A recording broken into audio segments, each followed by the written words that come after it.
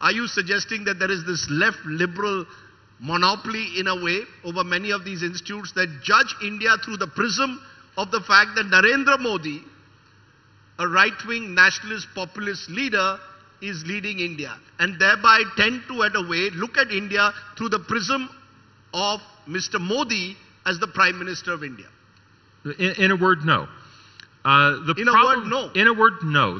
These are not biased organizations that are out to get India. They evaluate democracy in 150 plus countries. Most of the people involved have no particular interest in India.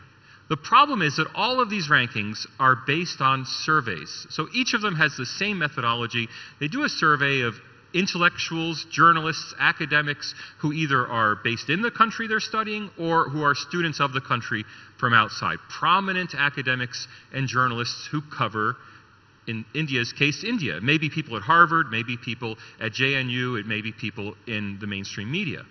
They survey them and they ask them to report back on the country.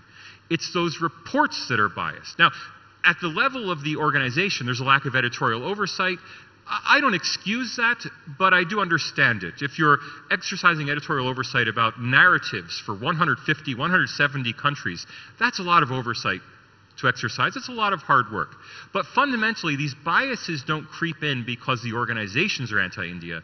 They creep in because, forgive me, India's intellectual class is anti-India. As a class, not as individuals. No. India's intellectual class is anti-India, or are you saying that they are anti-Mr. Modi and are conflating the two?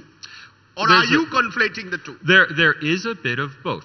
They're certainly anti-BJP, anti-Mr. Modi, as a class, not every individual. But imagine that in a couple years you get a UPA government.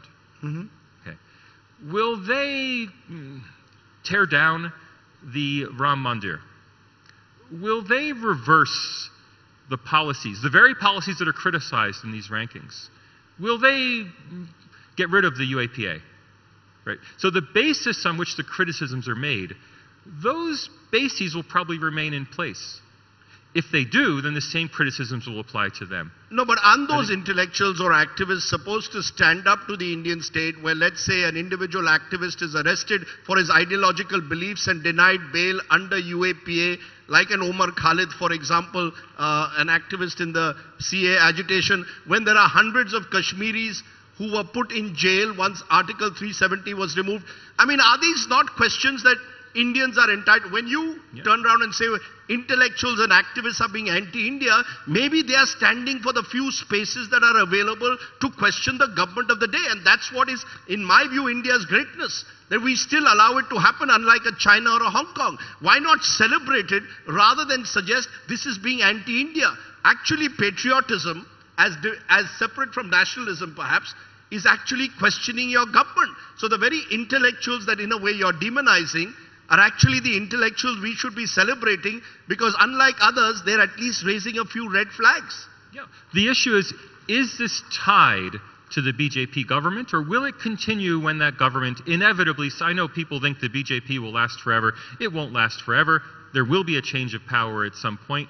When that change of power occurs, will there be a recalibration in people's opinions? Or will the demands placed on Congress and the UPA be unrealistic? Will those demands not be fulfilled by that government either? And the question is India a fascist country today? And if you want to raise your hands, I think that's really an outrageous proposition. India has problems. Certainly journalists and activists have absolutely a role to play in calling out those problems. The problem isn't that these journalists may be opposed to the government of the day. The problem isn't that the activists uncover sordid details of law enforcement. The problem is that they allow that to color their overall evaluation of the system. So in a way, what you're suggesting